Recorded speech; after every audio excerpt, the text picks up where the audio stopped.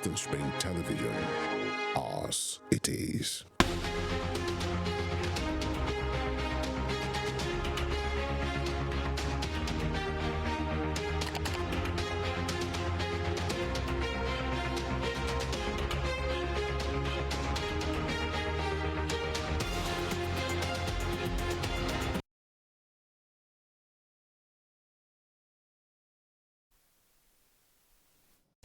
Good evening and welcome to Spring Global on Western Spring Television. Now the headlines. Gunmen killed teenager during attack on INEC office and police station in Anambra State. About 1 million in attendance as Pope Francis celebrates one of his biggest masses in Democratic Republic of Congo. In the United States, FBI searches President Biden's home in Delaware as part of investigation into classified document. My name is Damilola Raphael. A teenager has been killed as gunmen attacked the Idemili South local government office of the Independent National Electoral Commission, INEC, and a police station in Anambra State. Another person sustained gunshot injury in the police station attack. Spokesperson of the Anambra Police Command, Tochukwu Ikenga, said the attack took place in the early hours of today. He said a 16-year-old relative of a 7th policeman in the station was murdered by the armed men, while another 15-year-old girl sustained gunshot injury. The Anambra State police spokesperson said the injured girl was taken to a hospital for treatment. He said the police command has reinforced security deployment in the state following the attack. Following the recent judgment of the Governorship Elections Petitions Tribunal in Osun State and ahead of this month's general election, the Independent National Electoral Commission, INEC, has reassured Nigerians that the Bimodal Voter Accreditation System, BVAS, can be trusted and that their votes will count in the forthcoming polls. INEC Resident Electoral Commissioner for Osun State, Dr. Mutiu Agboke, stated this today in an interview with Western Spring Television News. Dr. Agboke said the BVAS is not used to cast votes but to determine the number of voters that have shown up at an election. He said some criminal minds would want to circumvent the due process of election and would proceed to the ballot without accreditation, which ultimately culminates in overvoting. First thing is to understand what the BVAS was introduced to do in an election. You know, a lot of conspiracy theories that have been, thrown into the public domain are not correct because INEC is not using BVAS to cast votes. INEC did not introduce BVAS for people to be able to cast their vote. The purpose of BVAS, of its introduction, was to be able to determine the number of those people that showed up on election day and were duly accredited. So the issue of overvoting that we are talking about today, one, it has been emphasized by the law, because in the Electoral Act, under Section 51, subsection 2, the overvoting has been defined to be a situation where the number of voters at a particular polling unit exceed the number of those who were accredited. Then we have overvoting.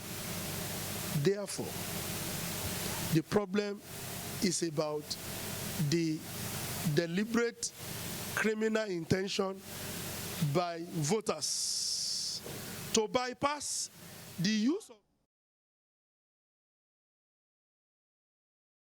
Outside Nigeria, Pope Francis has celebrated one of his biggest masses with around 1 million estimated attendees in Democratic Republic of Congo's capital.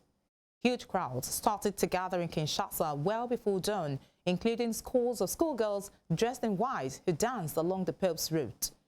A public holiday was declared, so as many people as possible could attend the Mass. Around half of DR Congo's population is Catholic, the largest Catholic community in Africa. It is more than 37 years since the Pope had visited the mineral-rich but conflict-ridden country. The Mass at Ndoli Airport was a joyful event, but the Pontiff did have a strong message of peace for those engaging in conflict in the country. On the second of his 6-day visit to Africa, he said warring sides should forgive one another and grant their opponents a great amnesty of the heart. Pope Francis went on to espouse the benefits of cleansing one's heart of anger and remorse and of every trace of resentment and hostility.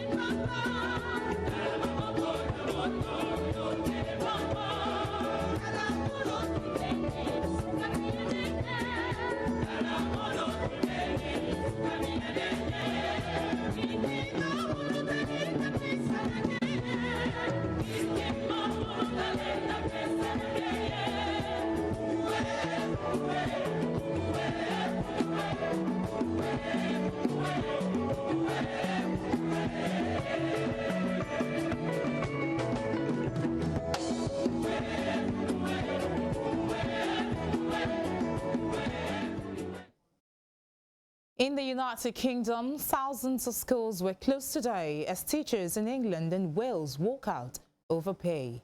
More than 100,000 teachers could join the National Education Union strike.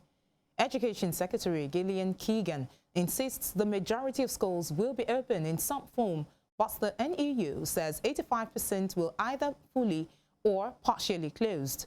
Teachers in Scotland are taking part in the third week of rolling strike, with Claremontshire and Aberdeen affected today. Civil servants, train and bus drivers and university lecturers are also on strike in what is expected to be the biggest day of industrial action in a decade. No, I mean, we will look and talk at what is reasonable to make sure that we always retain the best teachers and we attract the best teachers. You know, to have a world-class education system, you need brilliant teachers. That's something we both agree on. Okay. But the other thing we agree on is our children have been through so much disruption in the pandemic that, you know, it really is super concerning for children. They're already behind. We need to help them catch up. In the meantime, pro-democracy activists in Myanmar are holding a silent strike to mark 2 years since a military coup. Protesters have urged the public to remain indoors and for businesses to close for today's anniversary. The call came as the United Kingdom, United States, Canada and Australia announced fresh sanctions against army-linked firms. The military administration today extended a state of emergency for 6 months. It had previously said the country was facing unusual circumstances, prompting fresh doubt over its pledge to hold an election this year. Protesters also gathered outside Myanmar's embassies in Thailand and Japan, chanting anti-military slogans and holding portraits of jailed democracy leader Aung San Suu Kyi. Elsewhere, authorities in Western Australia say they have found a tiny radioactive capsule which went missing last month. They said emergency services literally found the needle in the haystack. A huge search was triggered when the object was lost while being transported along a 1,400-kilometer route across the state. The pea-sized capsule contained a small quantity of caesium-137, which could cause skin damage, burns, or radiation sickness. Mining giant Rio Tinto apologized for losing the device, which is used as a density gauge in the mining industry. Turning to Europe, Ukrainian police staged a risky rescue mission in the besieged eastern city of Bakhmut this week to evacuate a 6-year-old girl who had become separated from her pregnant mother. Young Arina was found living with her grandparents in a rundown apartment building in Bakhmut, which has been pummeled by Russian forces in heavy fighting. after trudging through snow to reach Arena with artillery fire echoing in the distance. Policeman Pavlo Dyachenko and 2 colleagues in combat gear drove Arena to the nearby city of Sloviansk to be reunited with her mother, Alina Dalichenko.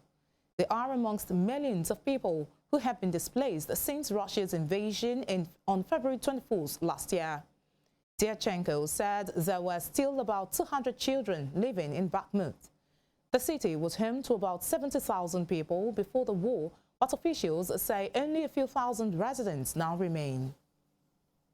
In Africa, Tunisian President Kais Saied has issued a decree extending the state of emergency that has been in place in the country since November 2015. The state news agency, TAP, reported that the state of emergency was extended until the end of December this year. The initial declaration of a state of emergency in November 2015 followed a bombing targeting a bus transporting presidential guard forces, which killed 12. The country had been rocked earlier that year by 2 major attacks on foreign terrorists in the capital, Tunis, and the resort town of Sousse. The latest move comes as Tunisia's main opposition parties have accused Mr. Saied of a power grab after he implemented a series of measures expanding his powers and curbing those of elected institutions. Opposition leaders have called on the president to stand down after recent parliamentary elections saw a record low voter turnout. You're watching Spring Global on Western Spring Television. We will be right back after this break.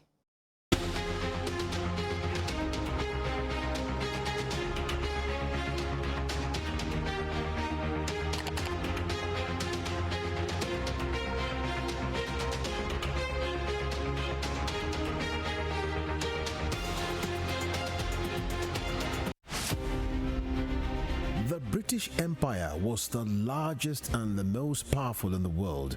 At its zenith, the empire embraced a quarter of the Earth's land surface and imposed her imperial majesty's rule on more than 458 million peoples across nations and continents. The empire took off with overseas possessions and trading posts established by England, spread over 3 million kilometers between 16th and early 18th century. Like previous empires, the British Empire began to crumble on its weight of overstretched territories and growing unrest in our various colonies. Today, the British Empire no longer exists. What is in place is the Commonwealth of Nations, a loose association of sovereign states which recognize the King of England as the titular head. Western Spring Television identifies the British Empire as a watershed empire in history.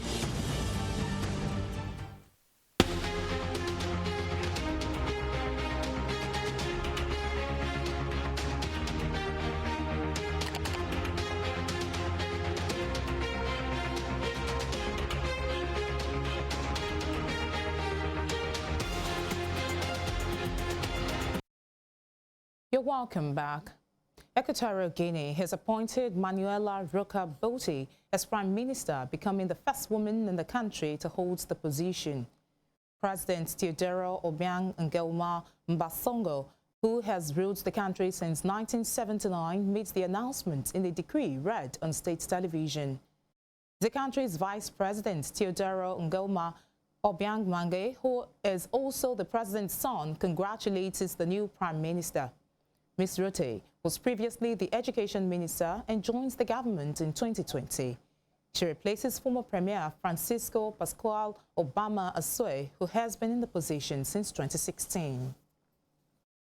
In the meantime, Malawi President Lazarus Chakwera has reduced the size of his cabinet in a reshuffle that also saw the appointment of 7 new faces, including an opposition lawmaker. The list of ministers and deputy ministers has been reduced from 33 to 27, but critics say it is still too large. The reshuffle was expected following reports that a number of ministers were implicated in a corruption investigation being carried out by Malawi's Anti-Corruption Bureau and the UK's National Crimes Agency. In his New Year message, President Chakwera had promised to name a new and leaner cabinet. Turning to the United States, the FBI is searching President Joe Biden's home in Delaware as part of an investigation into classified documents. In a statement, Mr. Biden's attorney said the search was planned with the president's full support. The investigation relates to a wider probe into the handling of classified documents. The FBI has not commented on the search. As the search was consensual, no search warrants were sought. Mr. Biden's lawyer, Bob Bauer, said the search was carried out without advance public notice in the interests of operational security and integrity. The search is the latest in a series carried out at various locations following the discovery of classified documents at the Penn Biden Center, an office space in Washington, D.C. in November. Still in the United States, the family of a motorist who died after being beaten by police in Memphis, Tennessee, have demanded accountability on the eve of his funeral.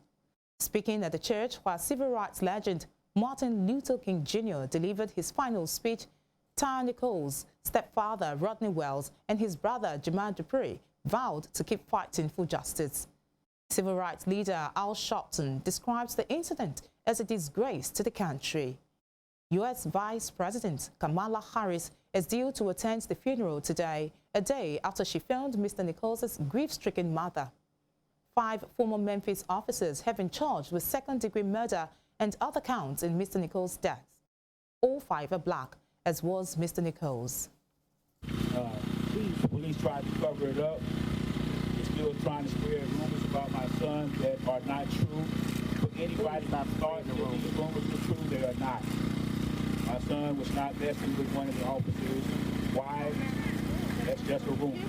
People from around the world watched a videotape of a man unarmed, unprovoked, being beat to death by officers of the law. We talk a lot about gangbangers in the street and what colors they wear. In Memphis, it looks like they wear the blue color and uniform. When you can beat a man, chase him down and beat him some more, and then let him lay there wounded for over 20 minutes and think nothing would happen. You thought that no one would respond. That's right. You thought no one would care. That's right. Well, tomorrow the Vice President of the United States is coming to his funeral. Yes. And people are coming from all over the world. Yes. And we are coming because we are. In business, fuel prices in Cameroon will rise by about 15% from today after the government agreed to pressure from the International Monetary Fund, IMF, to cut fuel subsidies. The Prime Minister's office also announced a 5.2% pay rise for public service workers as a cushion to the impact of the increase in fuel prices.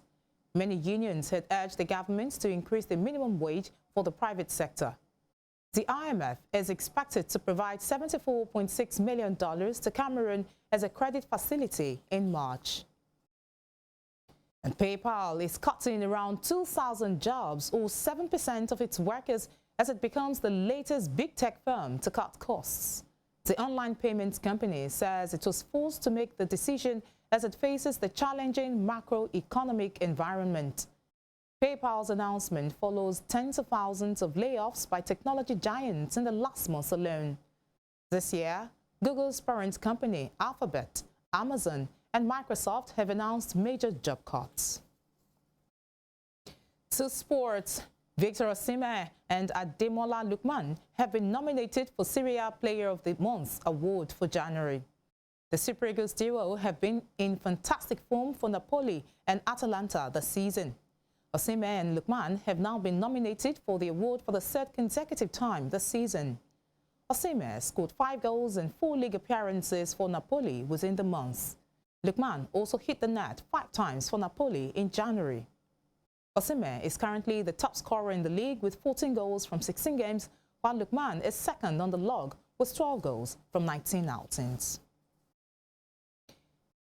In England, Tottenham manager Antonio Conte is scheduled to undergo immediate surgery to remove his gallbladder after suffering severe abdominal pain early this morning.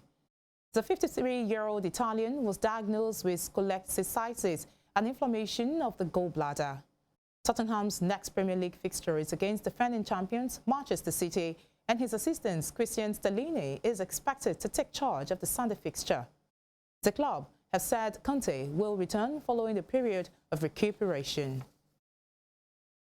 And Chelsea has signed Benfica's Argentina midfielder Enzo Fernandez for a British record £107 million transfer fee. The deal eclipses the £100 million Manchester City paid for Jack Grealish in 2021. Fernandez, who only joined Benfica for a reported £10 million in August, was named Young Player of the Tournament during Argentina's World Cup triumph in Qatar. The 22-year-old has signed an 8.5-year contract at Stamford Bridge. Will Smith has confirmed that the fourth film in the Bad Boys franchise will go ahead almost a year after he famously slapped Chris Rock at the Oscars. The pair's altercation last March prompted speculation about Smith's future as a box office attraction. It particularly cast doubts over the status of Bad Boys 4, which Sony had already announced was in development. The fourth Bad Boys film was announced by Smith with an Instagram video which saw him reunite with Lawrence and deliver their catchphrase "Bad Boys for Life." The video follows Smith as he drives to Lawrence's home. Hold up. Yo, I got an announcement. Y'all better stop scrolling, seriously. Oh, I'm hype. I hit myself in the eye with my camera. Starting route. All right, hold up. I'm gonna give y'all a hint. Oh, that's my John. I wish I was you, not knowing what I'm about to show me. Oh, sugar. I'm pulling in. We here. Hold up. Here we go. Hold up.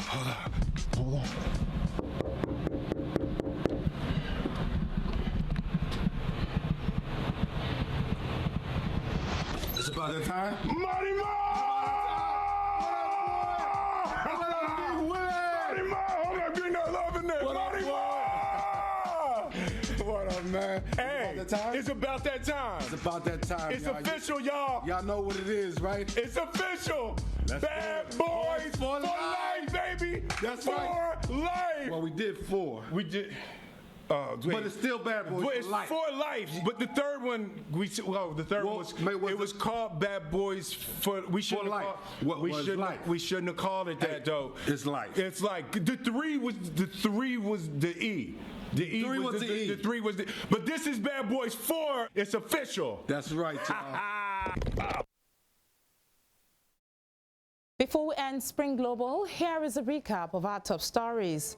A teenager has been killed as gunmen attacked the Demili South local government office of the Independent National Electoral Commission, INEC, and a police station in Anambra State.